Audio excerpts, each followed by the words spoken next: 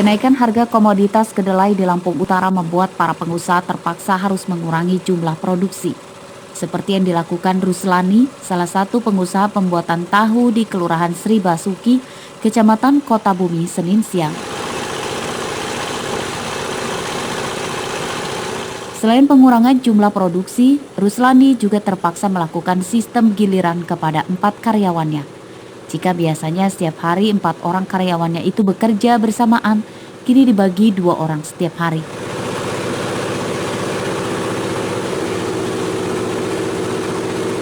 Hal itu harus dilakukan Ruslani untuk mengurangi biaya produksi. Pasalnya harga kedelai yang tadinya Rp7.000 kini terus naik menjadi Rp9.600 per kilogramnya.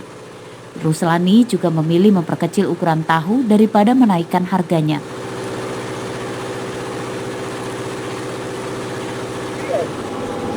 Kalau pemotongan sih mungkin yang diperkecil sedikit, harga pun dinaikkan gitu.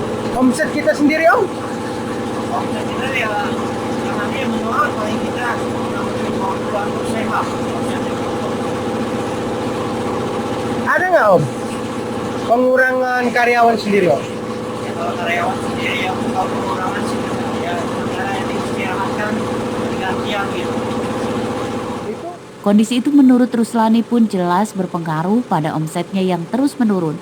Pasalnya konsumen pun kini mengurangi pembelian tahu dan tempe yang harganya di pasaran terus naik. Jika kondisi demikian terus terjadi, bukan tidak mungkin pengusaha akan bangkrut. Ardio Haba melaporkan dari Lampung Utara.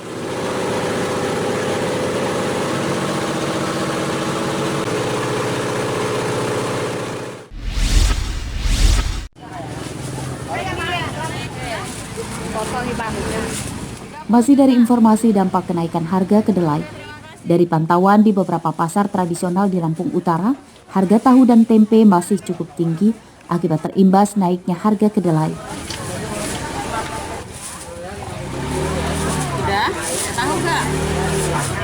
Salah satunya terpantau di Pasar Sentral Kota Bumi Senin pagi.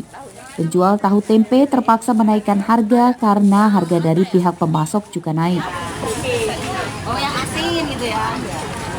Kondisi kenaikan harga kedelai itu mendapat perhatian khusus dari Dinas Perdagangan Pemda setempat. Menurut Kepala Dinas Perdagangan Lampung Utara, Hendri, melonjaknya harga kedelai impor itu karena stok yang terbatas dan harganya naik secara global sejak 1 bulan lalu. Untuk itu, Hendri berharap para pengusaha bisa lebih memanfaatkan kedelai lokal daripada impor. Hal itu bisa membantu menstabilkan harga karena pengusaha tidak hanya tergantung pada kedelai impor, meski pada hari biasa harganya lebih murah.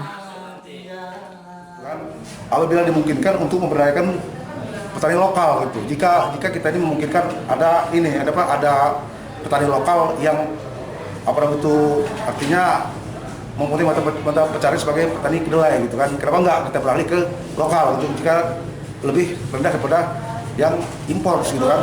Karena untuk kedelai kan yang mengalami kenaikan yang dari impor gitu kan. Pihak Dinas Perdagangan pun akan terus melakukan pemantauan lonjakan harga kedelai supaya tidak terlalu tinggi. Selain itu, Dinas Perdagangan juga akan melakukan sosialisasi supaya pengusaha tahu dan tempe memberdayakan kedelai lokal. Ardio Haba melaporkan dari Lampung Utara.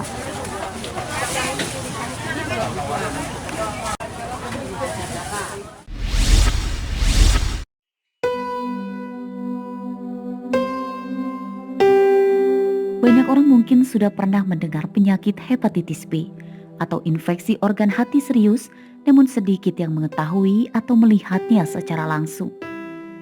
Salah satu penyakit mematikan itulah yang dialami Rahmat Jailani, warga desa Ulok Mukti, Kecamatan Gambur, Pesisir Barat.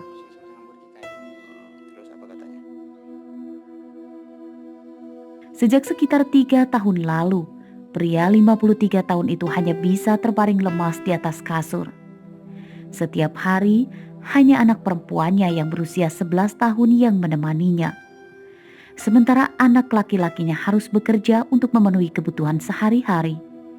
Istri Rahmat sendiri sudah meninggal beberapa tahun lalu.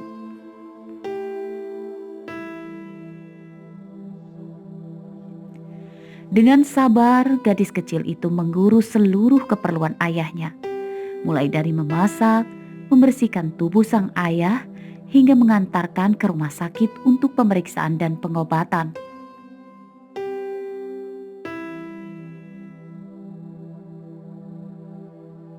Bapak sakit di rumah yang nungguin siapa? Adik?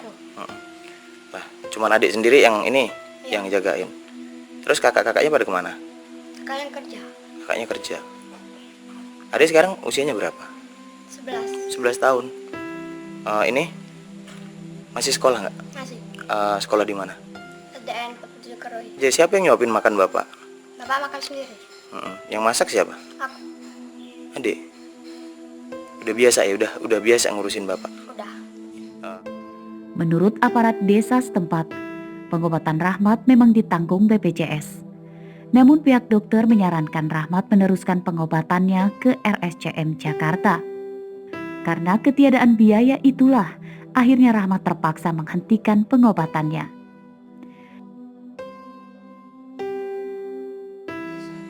Hampir 3 tahunan. Nah, beliau mengidap penyakit yang didiagnosa oleh dokter, yaitu hepatitis B. Selama ini beliau berobat sebulan sekali, harus berobat ke rumah sakit daerah. Karena dari pembengkakan di perut dia itu mengeluarkan cairan. Meski mendapat bantuan dari warga dan pihak aparat desa, namun dana itu hanya cukup untuk biaya transportasi pemeriksaan medis ke rumah sakit terdekat. Untuk itu, pihak aparat desa berharap adanya bantuan donasi dari para dermawan supaya Rahmat bisa melanjutkan pengobatannya ke Jakarta. Rosandi melaporkan dari pesisir barat.